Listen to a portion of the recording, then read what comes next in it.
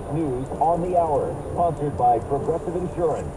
I'm Deborah Rodriguez. A new deadly storm system in the nation's midsection adds to the devastation from one of the busiest tornado seasons on record. Correspondent Roxana Sabiri is in a small city shredded to pieces. Iowa State Patrol has confirmed at least a dozen people were injured, and there were multiple deaths in the storm. The Greenfield community has shown incredible unity during this challenging time. The Greenfield community has a long road ahead of them. In Adams County yesterday, storm chasers drove through flying debris from another twister. They then looked for survivors at this now leveled home. That same tornado snapped wind turbines and set them on fire. Overseas, Israel has recalled ambassadors to 3 European countries that have announced they will recognize a Palestinian state.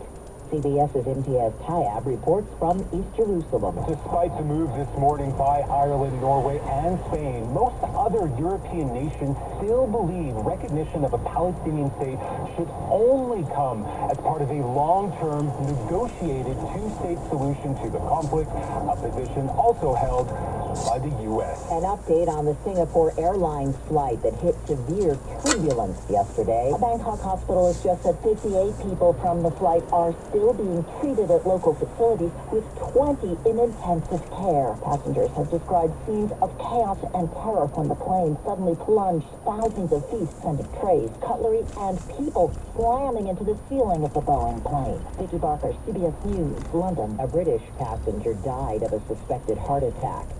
Use a buy now, pay later plan to buy stuff you can't afford at the moment. The head of the Consumer Financial Protection Bureau announced this morning it'll begin classifying the apps as credit cards.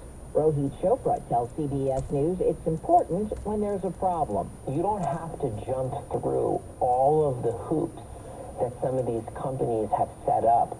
Just like a credit card, you can dispute an issue directly with the lender. It is a fundamental right. A firm in Klarna tell us they already do that. Loan debt off the books for another batch of former students. CBS's Stacey Lynn has the details.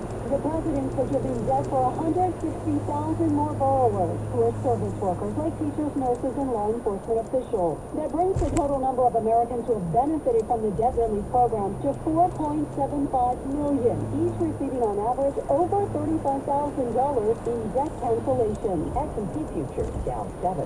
This is CBS. Well, that's today's news. I didn't hear any good news, did you?